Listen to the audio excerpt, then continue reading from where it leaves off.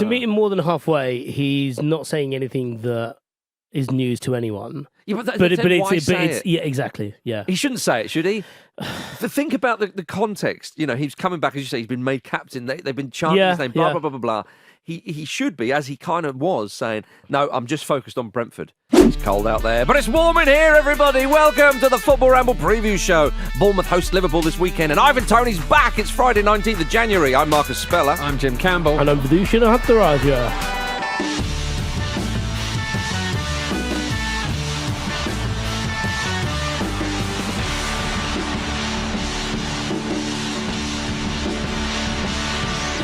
Hi, everybody. It's Freitag, as the Germans would say. And my goodness, it's lovely to have you all with us. Vish is gleaming. He's thinking, weekend time. That means, well, we can't say that, but it means good times. Is that what you think? You look at him and think, he can't wait to get out of here. Yeah.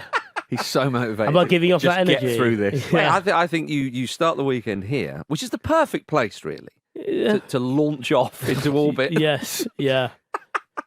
You're not having that? No, I'll take that. Okay. It does explain why you keep counting down before you let me out the door. And then the bell goes, and you're off. The keys have gone to your head. Yeah, very much so. Now, there's been a lot of football played this week, of course, but the Premier League is very much the focus this weekend. But if you want to catch up on Nottingham Forest and Everton's FA Cup wins, then do catch Ramble Reacts with Pete and Andy straight after this. The episode is right above this one in your podcast app. Andy and Pete also talked about Jordan Henderson, which a man we will talk about in just a moment as well. Andy said he'd basically had the worst 6 months work experience ever. I think that's fair. Yeah, so especially as it looks like it's going to have been unpaid. Possibly might even cost him money. Indeed, yeah. So do check that out. But let's start the Football Ramble preview show today with Bournemouth versus Liverpool. It's on Sunday at 4:30, and Bournemouth are a side we know, Jim, are quite dangerous at the moment in the Premier League, but Liverpool are more dangerous-er because they are top of the league. Absolutely, yeah, and they don't really seem to be missing Mo Salah at all, do they? So that's... Well, they might miss him for a bit because he got injured. Indeed, they might, but at the moment, they haven't really... The level doesn't seem to have dropped off without him. That would be one of the things going into this game where you would think, okay, this is a bonus. They're weakened without Mo Salah. That doesn't actually seem to matter, which is terrifying.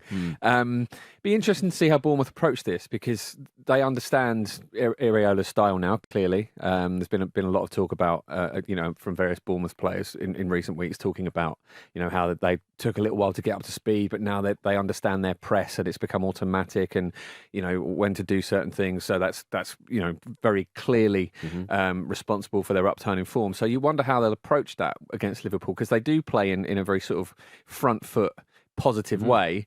But obviously, if you take that game to Liverpool, you run the risk of getting absolutely murdered. So yeah, well, and they score goals. The Bournemouth. I mean, it's been a long time. I think you have to go back maybe to October where they didn't score in a match, which very, very impressive indeed. The only thing I would say about Bournemouth is their record against the top clubs at the moment has. If you look at the run of form they've had, they have beaten sides who. You notice I haven't put Manchester United in that top bracket there. Yeah, which is entirely fair. Yeah, but this is not a criticism at all. They drew against Aston Villa, who've been going very well as we know this season. Won at Palace. They beat the mighty Fulham for crying out loud. So they've had some very, very good wins. But against the top sides, understandably, like most of the other sides in the league, they've not had the big scalps. Although, of course, winning 3-0 at Old Trafford, you do have to put that absolutely. in there. So this is a test. Don't say so reluctantly.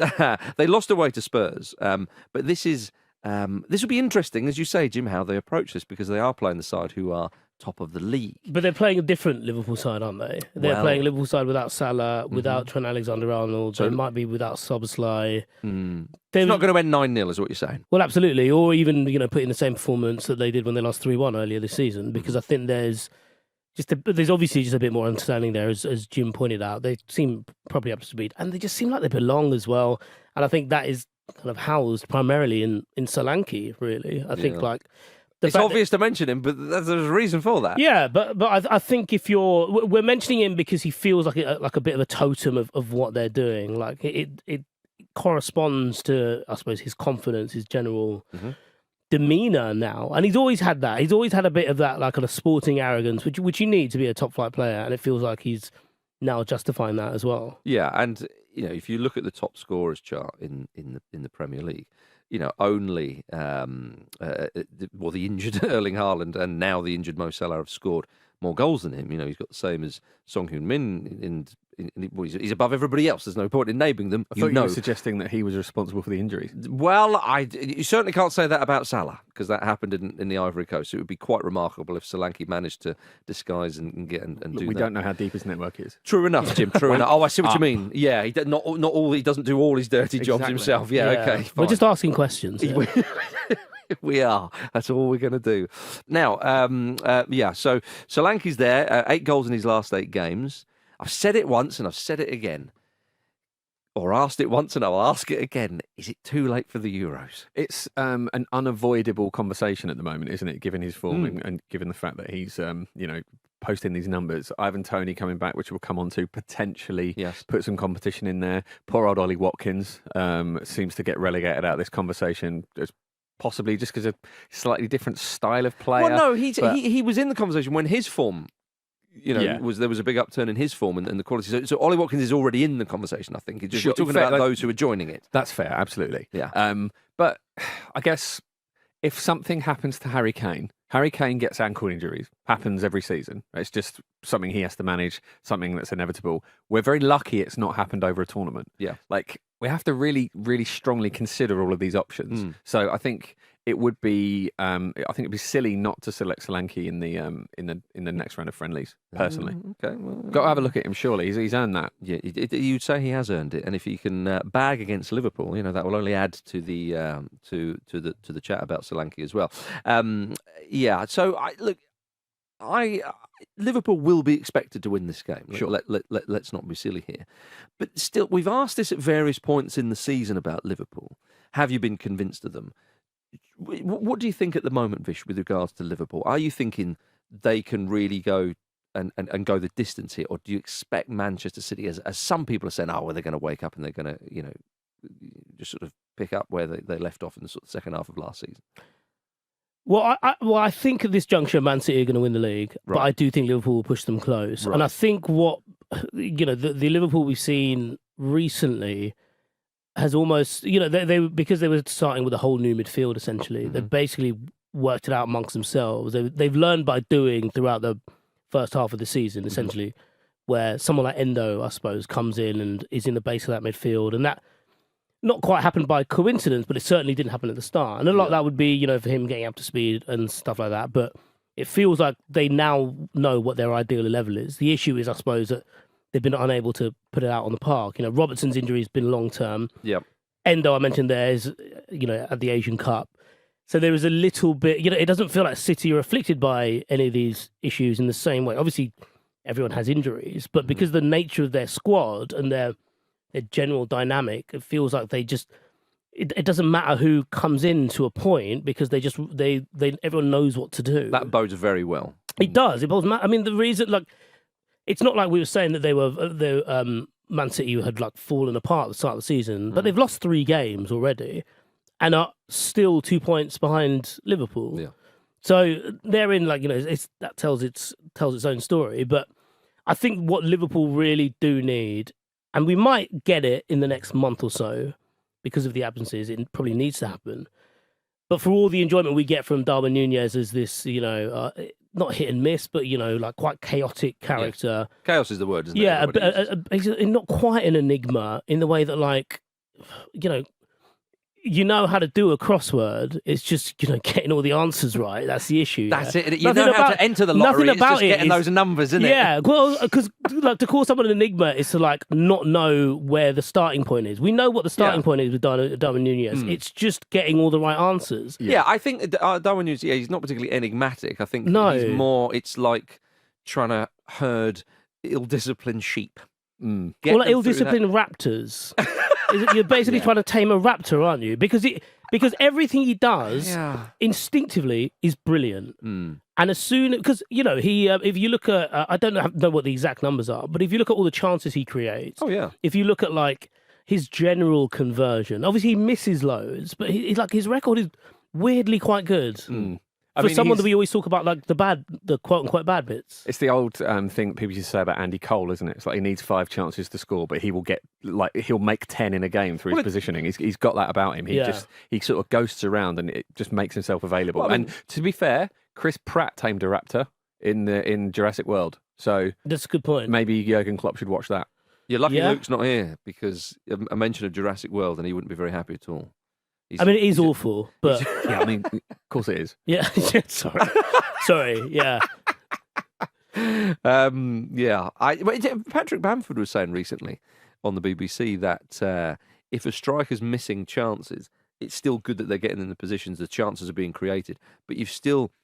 One of the handy things is that striker is still occupying defenders. Yeah. So they're still getting in possessions where defenders have to kind of go and mark them, which leaves space and da-da-da-da-da. It's an obvious kind of point one when it's made. But before it is made, sometimes you think, oh, yeah, actually, I didn't think it's obviously not good. If you brilliant, hit the next one over the bar. I didn't mean it like that, you know. Marking defenders. They're marking defenders out the game. Is an incredible way to spin it, but let's go with that. Why not? Alexis McAllister has been enjoying life at Liverpool, it's fair to say. He's a fine player, as we know. And he's been enjoying it so much so that he already wants to get a tattoo of the club crest on himself. And I think that he will have longevity at that club. I mean, longevity nowadays in football is about 2 or 3 years, for crying out loud. But I think, you know, he all being well, he'll be there for a few years, you would expect, a player of his quality and his age as well. But it is a tattoo, and I just think just in case there's a falling out. I know, but he's got a lot of tattoos already, though. He does. Does he? Yeah, he's got loads of them. Some people view them very differently, don't they? Yeah, Some exactly, people think it's like this really serious thing that you know, well, you got to be careful. You're going to carry around this tattoo for the rest of your life. Some people just simply don't really care about that. Yeah, but the things he has got tattooed is he's got the year 1998 on him because that was the year he was born. So I suppose, you know, in case you forget or something, or can I see any ID? Well, there you go. He's got the number, I think it's number 28, if I remember correctly, which was his number at Argentinos Juniors, where he played. Did you need to do that? Yeah, I think I did. You for the needed sake to of do a the Connery listeners. impression. Little bit. Right. Yeah. Because there'd have been so many people disappointed had I not have done that. Yeah, let me tee you up for another one. S Club Juniors. There you go. You see? I enjoyed it. I enjoyed it the second time. I knew he didn't mean 7 there. Yeah. You see? And I thought he did. That's the worst. That is how it goes, you see. Sorry, you were saying. It's amazing you're at this table with Jim and I. And that looks bad on us. But yes, we've got number 20. And he says there's always a reason why he gets these tattoos. But people get tattoos for moments in their life, not thinking like, I wonder how this is going to look when I'm 65. No. But it's not that. It's more a case of like, say if he leaves Liverpool under a bit of a cloud. But it's how he feels right now. I get the impulsive nature of tattoos. Okay, fine. I don't know if he's got a Brighton one. In an industry, Has he got a Brighton one?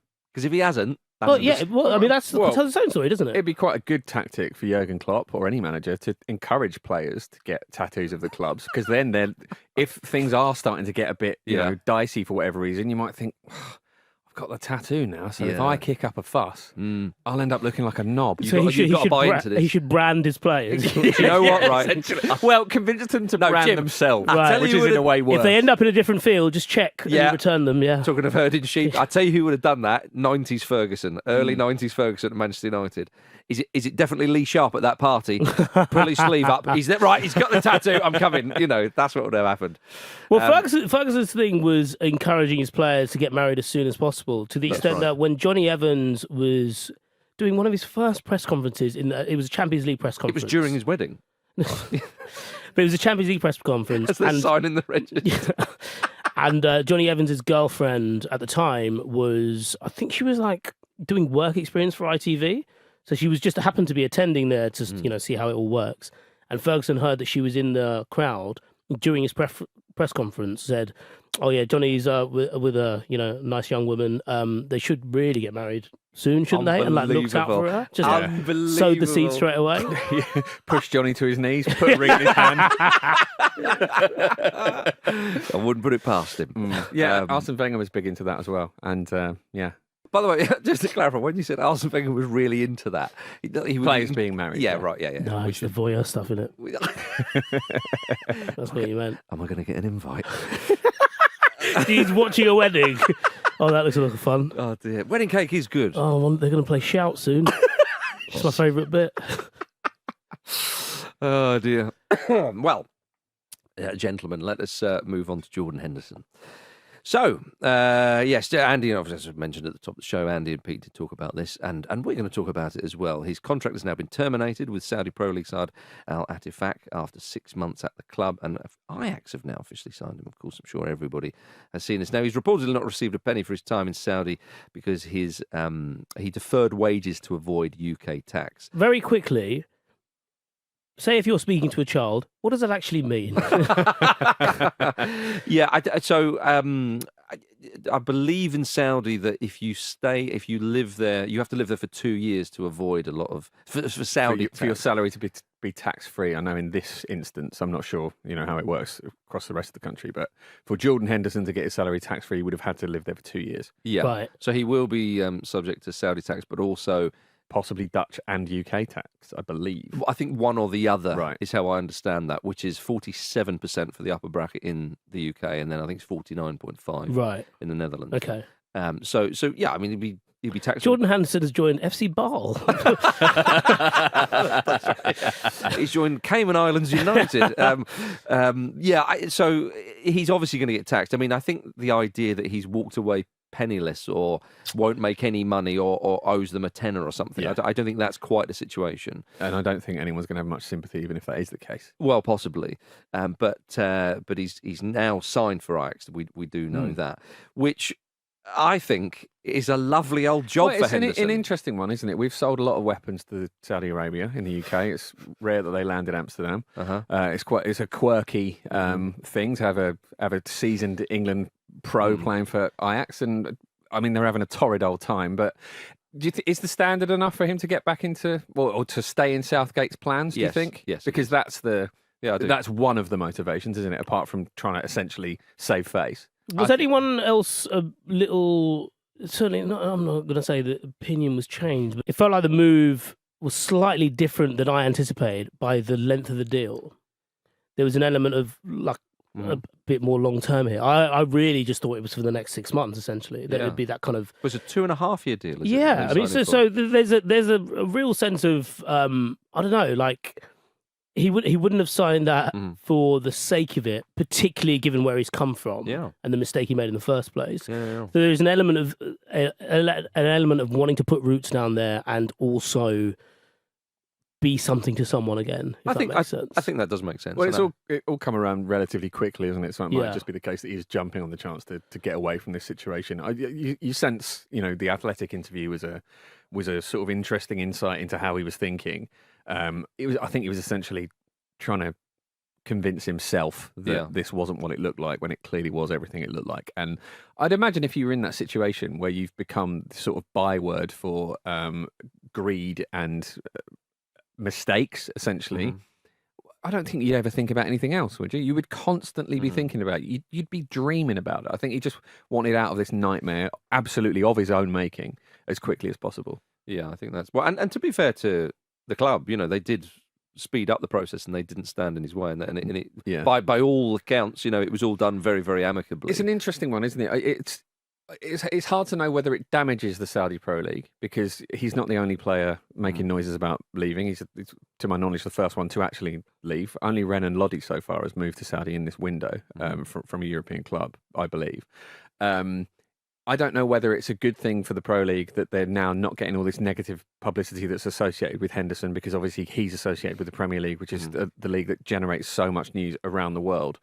Or, whether it's a bad thing, because it could be the beginning of like a lot of players leaving. It could make the league look, a little bit too bit. It's a really complicated thing. Yeah, I think Saudi Arabia will be in this for the long haul. I don't think it will be quite the situation we saw in China, where I think China, the authorities there probably thought, hang on a minute, this is now a bit of a piss take. We need to massively row back on this. They've hit massive obstacles quickly though, which is not just the players leaving, but the attendance is still being really low. But they have increased though. Yeah, but They're not going to increase They're overnight. going from 5,000 to 7,000, aren't they? Which is an increase. Which it is, but well, I understand what you mean, Jim, but they are battling away. I mean, I'm not trying to now, here I am defending the Saudi Pro League. I'm not. I'm just saying, factually, it has increased.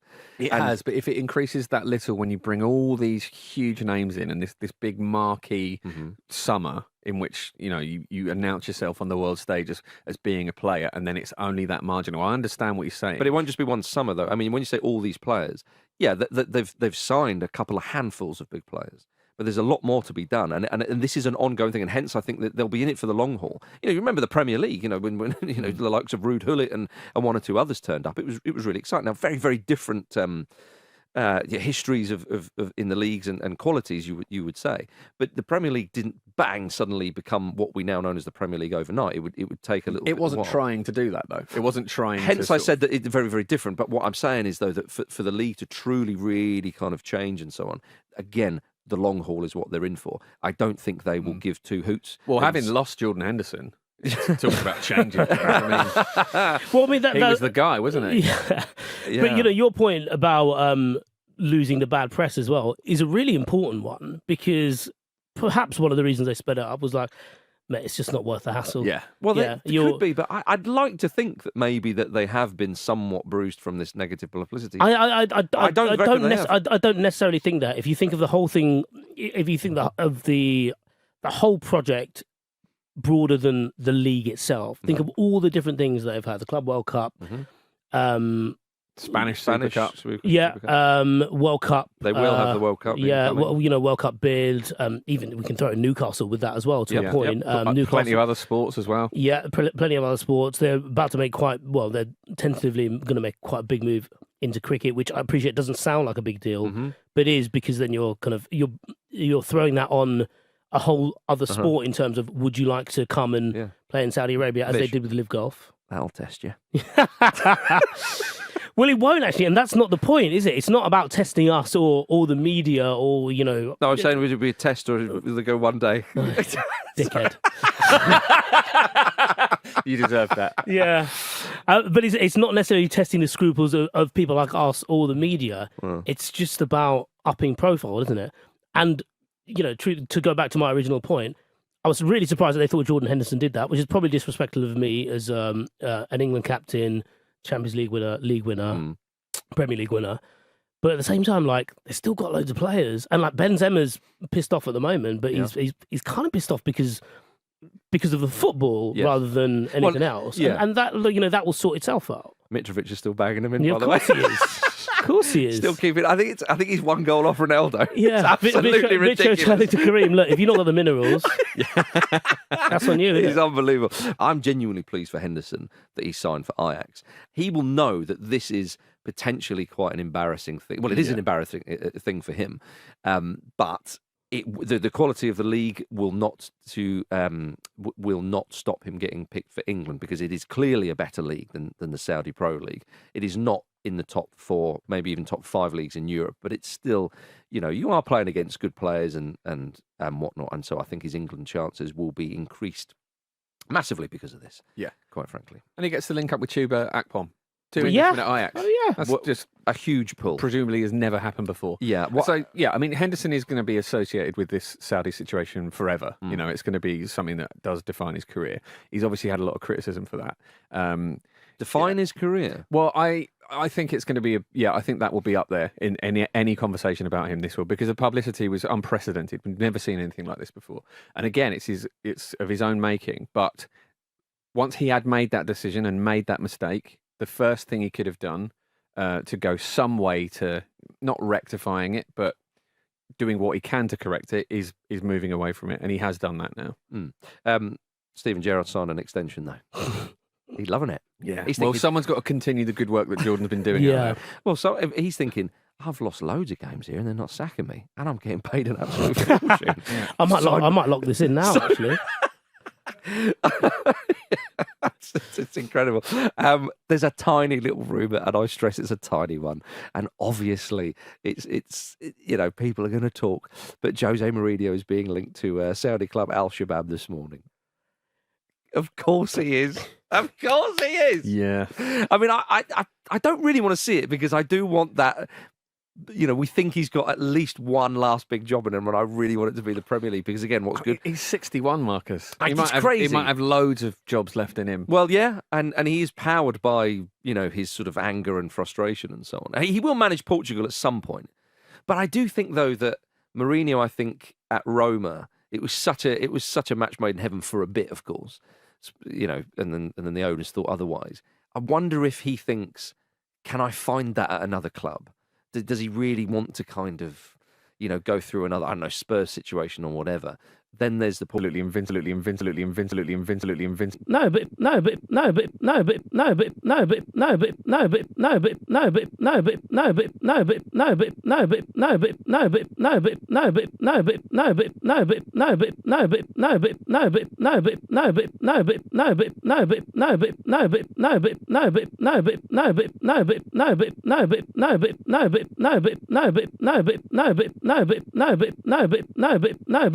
But he doesn't want like one country's attention. He wants kind of global repute. Yeah, and to create that siege mentality, and that's what I mean though. When he goes to a club, they're all against us. Well, yeah, of course they are. Well, that's it. He needs to go to a club where it's all kind of the attention is all completely on him, and it's not kind of no, Jose, no, we play this way, or actually we're quite well liked, or whatever. So I don't know. Who knows? But it will be very interesting to see. One man who is not managing at the moment anymore is Troy Deeney. He's been sacked as Forest Green Rovers manager. And we talk about Mauricio. I don't want to kind of bloke. Be like.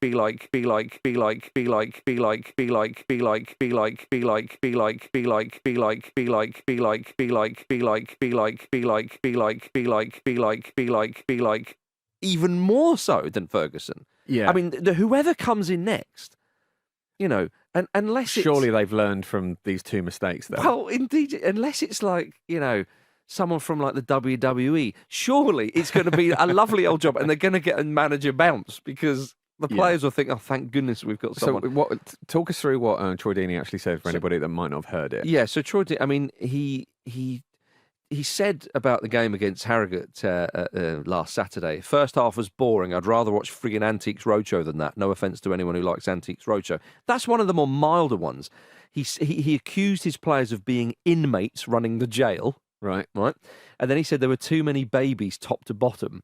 And I think in the jail? Well, that's what I mean. You can't say inmates and then babies. Because inmates, I would have thought, if inmates managed to run the jail, they'd probably be quite hard or quite tricky. Bugsy Malone, though. They're all babies. Yeah. He's done you there, mate. Yeah, it's done me there. All right, I'll hold my hands up there. Doesn't like Antiques Roadshow. He likes Bugsy Malone. One of his players, he said, I just told him in front of everyone that 6 months ago he'd have had a kick to go to the Premier League. Now he won't get a game in the National League. Yeah. See, I mean, that is, we haven't even hit rock bottom yet. That's the worry. Yeah, I think it's got to the point where maybe it's just a bit embarrassing for Forest Green and they've just decided to pull the plug. And I think if you're one of those players, you're hearing those comments and you're thinking, I've just got to wait this guy out. It feels like he's sort of lost his head a little bit. And it's the kind of tough guy talk is a really interesting thing in modern football, isn't it? Players just don't really seem to respond to it. And I think I've got a theory with Deeney and a lot of managers like this where he is realistically, because he's so obviously hard and an intimidating presence, he really probably has the highest status in any room he's in. So people just kind of defer to you when you're like that, speaking from experience, obviously. Yeah. And it probably makes you think that everything you think is right, regardless of whether actually when it, is tested in practice, it is or not. Well, it's interesting you say that because his man management style clearly is not working and bullying. Well, yeah, basically. Yeah, and I think on the basis of these 6 matches or whatever it was at Forest Green, you think to yourself, maybe managerial career is not for you, or maybe it's too close since you played. Because as a player, you can bark at orders at other players and so on, and then you'll have a bit of an argument or even a fight or whatever. But the manager is the one there to calm it down, and if it can't be solved, then somebody has to leave the club and whatnot. Well, it's about what he takes from this, isn't it? Yeah. And how he sort of approaches his next job. And also what Forest Green do from this, because, with all the talk of, Brassel made this point in the WhatsApp group yesterday, do a lot of great things off the field, and they're rightly lauded for a lot of that. But what are they doing? Hiring Duncan Ferguson and Troy Deeney? Yeah, Ferguson, I think I can understand. At least with coaching experience, yeah, fine. Do you know what I mean? But they're obviously going for profile there, aren't they? Rather than must actual be, yeah. I mean, who would be like the most credentials. lovely appointment after that? I was thinking, because like Claudio Ranieri, something like that. Who'd be the loveliest? Really, a lovely appointment. Who's lovely? Do we know any lovely people? Yeah, Pete Donaldson. Yeah, Pete's quite underrated. Lovely, isn't he? I do feel that might not go that well. Can't go anywhere. What was you thinking there, Jim? Why? Forest Green and Pete Donaldson. There are so many reasons I can't pick one. Really? Yeah. Is it? He'd like have a bath in kombucha to make a point, wouldn't he? Something like that. Yeah. No, that's a good He'd point. give players like a game off. So don't worry about this one, lads. I'll play. We'll take the. It's just me today. You have your Saturday off. Lads, we're not having any water on the sidelines. We've just got kimchi. So if you want that, if you're struggling, have some kimchi. Terrible idea. All right, everybody, coming up in the second half, we've got Ivan Toney, of course, and a little bit of Roy Hodgson chat. See you in a moment.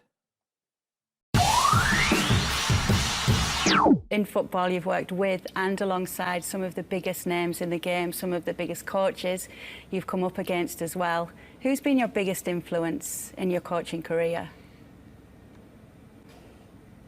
I think myself. Welcome back to the Football Ramble, everybody. Always nice to hear the voice of friend of the Ramble, Kay Murray there. Now, Arsenal host Crystal Palace tomorrow at 12:30. Jim, Arsenal looking for their first win in over a month. Yes, the little slugs. It's Arscry, one of the better abbreviations available in the Premier League this season. Arseful, possibly the best. Yeah, when they play Fulham. Yeah, but I think Arsenal need a performance. Arsman is good. Although you don't have him. Yeah, Billy Gunn was an Arsman. Yeah, but you wouldn't have him because of Manchester United or City. You have to.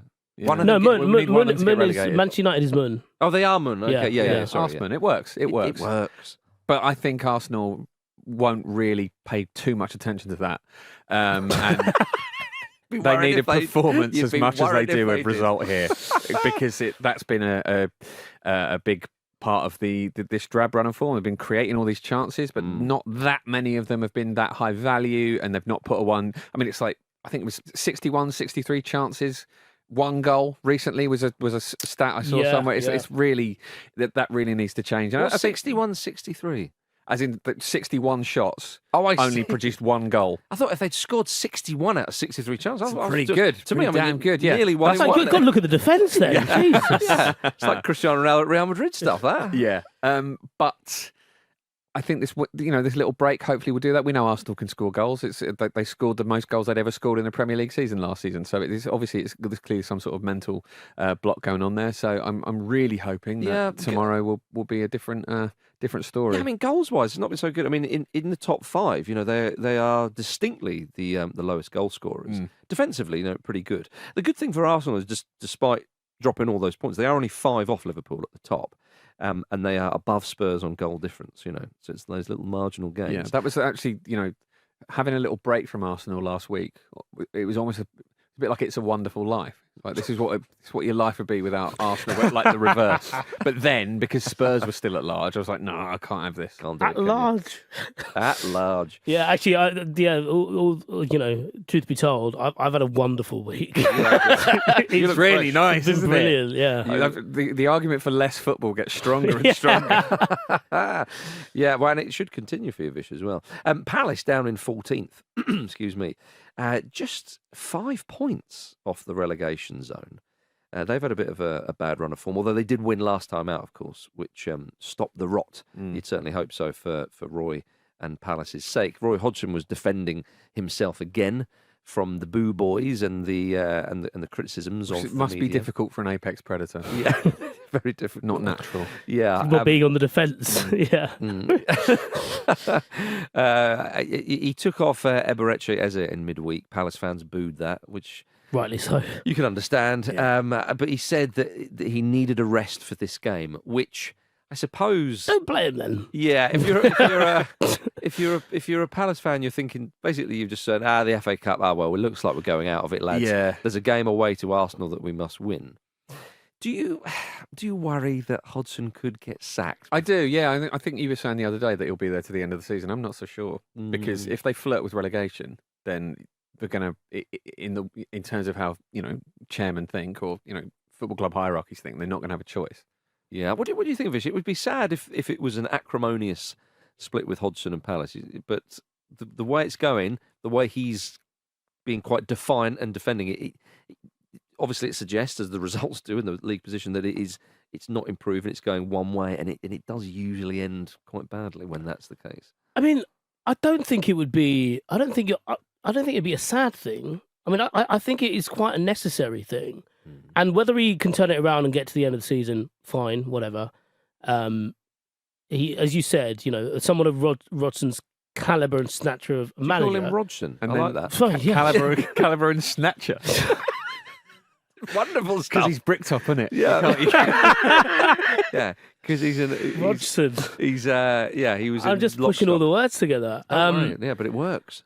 If he can get to the end of the season, then fair play to Hodgson. But I'd also think that I think Palace fans have seen this basically in a cycle for a few years now, and I don't blame them for having quite a short shrift with it. And I also think that we know his limitations as a manager, and it's every now and again, he'll hit the ceiling, he'll fall back down a bit, and then come back up. But it's like the shittest yo-yo, really, because you don't really get to experience the high, you don't get the proper dip, and I can understand why Palace fans are just not even frustrated. Frustrated feels like the wrong word. It's just tired and bored, and there's a level of tedium about it. Do you think the fact that there's a clear ending as well? It's basically the club are almost saying, look, just go with this until the summer. Yeah, exactly. And you think to yourself, and I think, well, actually, that's a long way away in football. And I think, maybe one of the unspoken things about being at a club where you have a manager like Hodgson is this idea that you're a service to them, like you're a service to their retirement. You are the carpet that they walk out on, essentially. Yeah. And I know that that's a bit of a crude metaphor, but what I mean by that is in this but you end up being a vessel. You end up being a vessel for someone else's journey. Yeah, okay. I don't think that's the way Palace fans want to think about it. Yeah, especially given there's long been talk of people linked with Eze. There's a lot of interest in Elise. Two generational talents, I think we can all agree. And they don't feel like they're making the best use of their time with those two players. I mean, the thing I would say to defend Hodgson, as I'm duty bound, is that he was brought in to steady Palace. As I mentioned on, I think maybe Wednesday's show or maybe before that, but he was, and he did that before when De Boer got sacked. But are they steady? Well, and so this is the question. So, if indeed he does, I think for Hodgson's point of view is that when you say, he's being used or Palace are being used for a vessel for his sort of career or journey, if you like, I totally get that. But he would sort of say, well, no, hang on a minute. I was brought in to do this and, let me finish my work and then, appoint Carol or whatever. But, that would be his argument. But he has finished his work. By those parameters, he's done his job, actually. So if they do move on from him in this window, I don't think it's necessarily them saying, "Oh, you failed." I think it's more that they just need to move on. Brentford versus Nottingham Forest is later that day on Saturday at 5:30. It is a big one. It's a big one for both sides. Forest, of course, are in with all the financial stuff they've been charged with and so on. What they need is results on the pitch as quickly as possible because we've seen what's happened with Everton this season. Something like that could happen. So huge game for them. And Brentford, of course, that man Ivan Toney's back. And Brentford are not having a particularly great season. They're 16th, just 3 points above Luton Town in 18th. I mean, they do have a game in hand. But they need victories. And Toney, Jim Campbell, is surely the man to deliver them. This is like The Rock coming back, though, isn't it? In terms of the quality of it. I hope when he comes back, they give him like a theme tune and stuff, and he's wearing like a crown and a Spurs king's robe. Well, he's going to be captain. Yeah. So he's leading the team out already. Yeah. Which is pretty great. It's going to be a big move this weekend. Yeah. And a quite rare thing. Unless he pushes a move through to a bigger club as he wants. Look, I am really excited to see Toney. I think everybody is. Visser is obviously playing in the AFCON. He scored in the other game. And Buemo's out injured. We know their problems with some of their personnel missing due to whatever reason. Toney is going to be a huge miss, for any team really. And he's been so good for Brentford. And he said it was about a week ago or maybe more when his comeback was it was due. And he said, Brentford have just been brilliant for me. He spoke so favourably about Thomas Frank, about the club, about the fans who have been singing his name. And he's not even been in the stadium, for crying out loud. It's not like they can see him and go, there he is, give us a wave or whatever. They have been so eagerly anticipating his return because they love him for what he's done there and so on. And he spoke about this a week or two later, whatever it is. He's asked about, you're looking for a move to a big club. And I think, okay, he's answered honestly, and we want honesty, but I think he could have been a little bit politician-like and batted that one away. And he's basically gone, yeah, I would actually. I really would like. And it's just like, Ivan, I'm sure the fans will still love seeing him. I don't want to start telling people what they should think, of course. But I did think, To meet him more than halfway, he's not saying anything that is news to anyone. Yeah, yeah, exactly. Yeah, he shouldn't say it, should he? Think about the context. He's coming back, as you say. He's been made captain. They've been chanting his name. Blah blah blah blah blah. He should be, as he kind of was, saying, "No, I'm just focused on Brentford," which I think is the case. But by the sounds of what he was saying, it was like he was trying to push through a January move, which to me is crazy. Well, I mean, he's 28 soon. The Euros are coming up. So he might think if he can get himself into a traditionally bigger team that might play into the thinking. Yeah, but the Euros at his age are two different points for me, Jim. Totally that's what I mean. That's what I'm trying to say. But the Euros point is surely that he should stay at Brentford. Well, he might not think of it that way. I think that he's obviously he's a very ambitious person, and I think it's very obvious he wants a move. Is impatient to get that move. Otherwise, I don't think this interview goes in that way. He's bloomed late, isn't he? Players like that, they have to jump on these chances. His Euros chance is best served at staying at Brentford. The side that everyone noticed him at, the side that sets up to play to his strengths, where he can walk straight back in there and score tons of goals, and where it's all there. I mean that is a key for me, because when Toney was at his best, or is at his best, everything flows through him, and it's so rare to see that for a player who plays the furthest forward. I think he'll get that anywhere, though. I think people know that he's that rare type but you might as well. That's bollocks. If he went to Spurs, which that apparently they've been linked to, Arsenal, there's no way it would. No, I flow think through him. he's a. I don't know. No, I mean, I think it would. Suit both I think it. So do I actually. Particularly Spurs, but I actually think with this Brentford side already kind of geared towards him, it's just a bit easier, isn't it? Yeah. Like he knows that everyone there and the system that they play. The thing it's Jim's point really about time. Time is what he's worried about. Time is what he's lost already.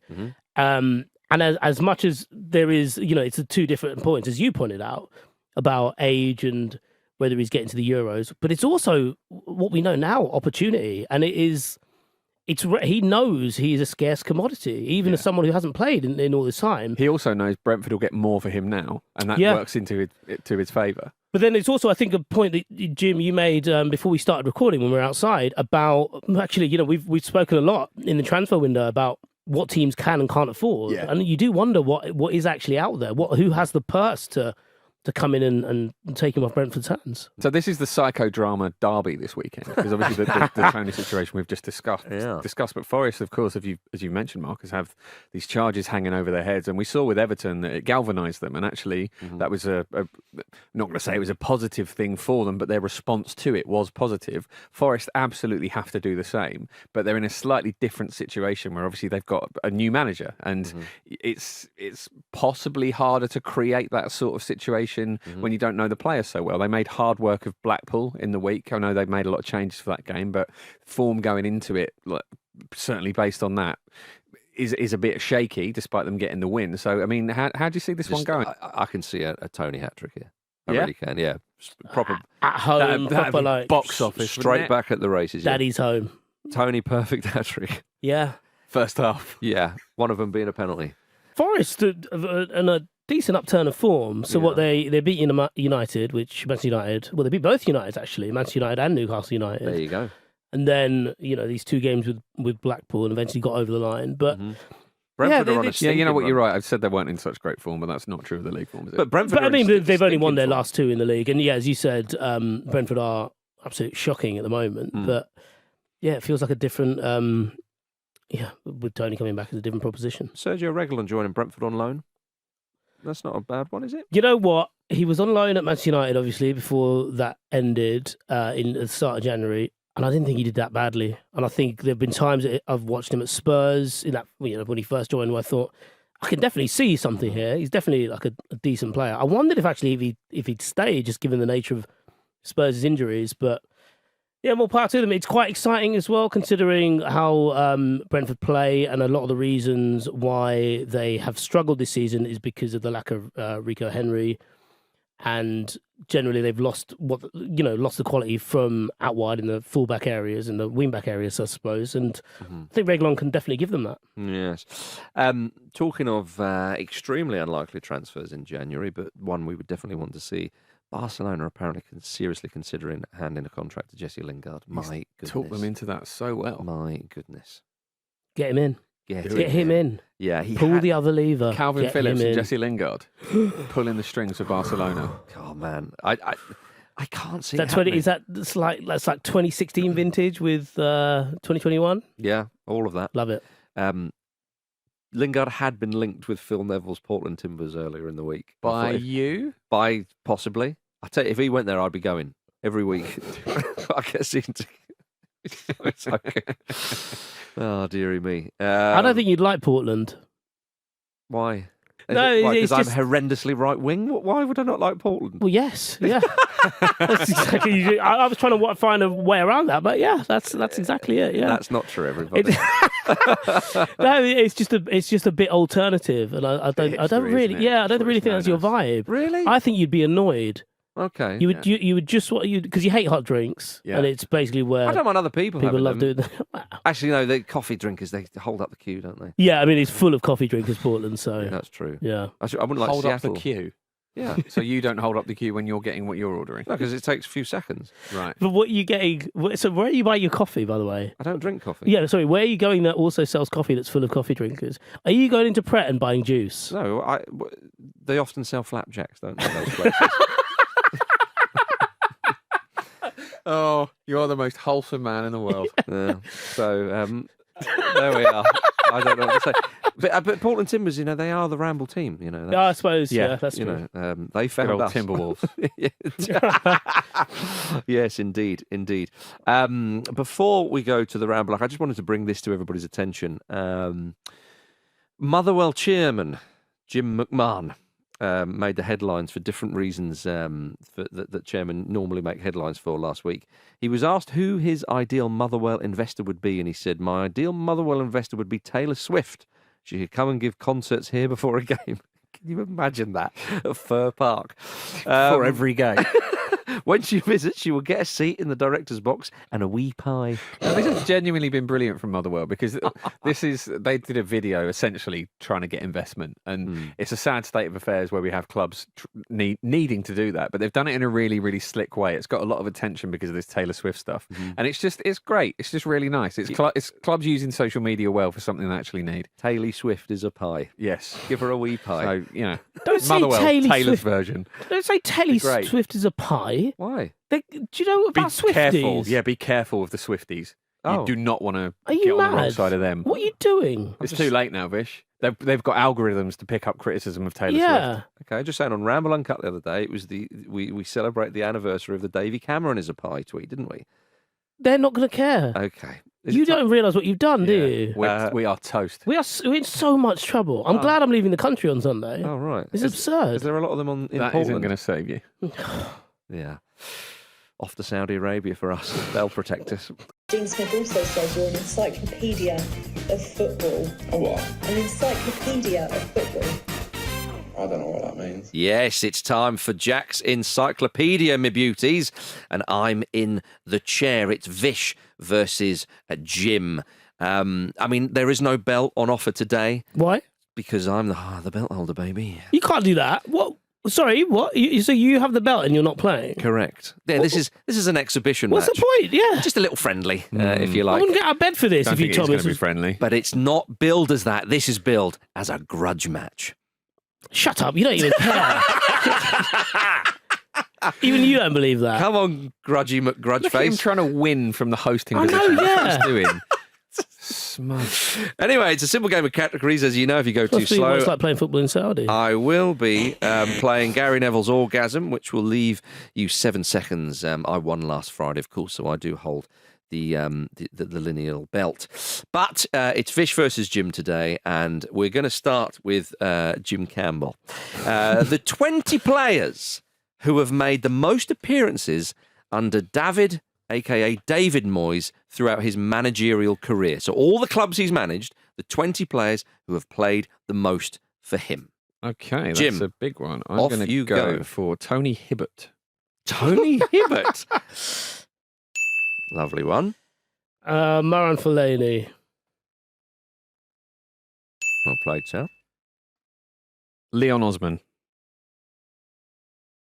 And he is the most with 345 appearances. So you just get an extra ding for that.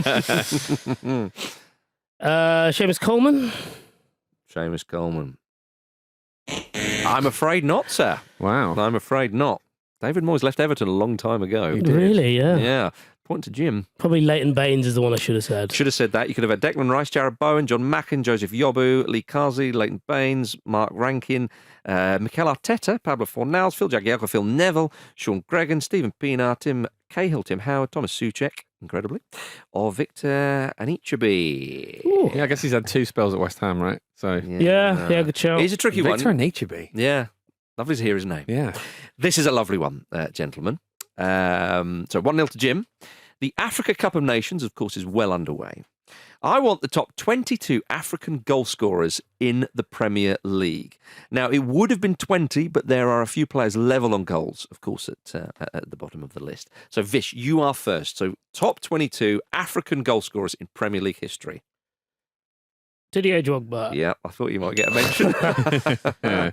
Mo Salah. Mo Salah. Drogba was number 3, by the way. Ooh. Mhm. Yakubu. Yakubu.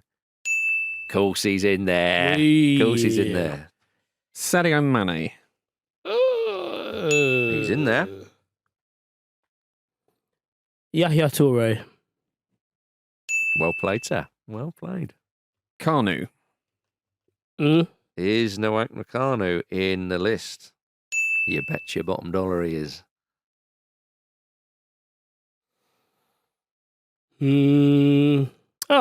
Pierre-Emerick Aubameyang. Well done. Riyad Mahrez. Well It's a played. lovely touch. That's a that. nice one, Do that. you like that? Uh-huh.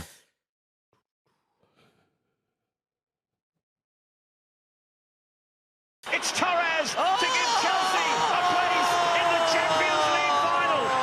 The headline has been written. El Hadji Diouf?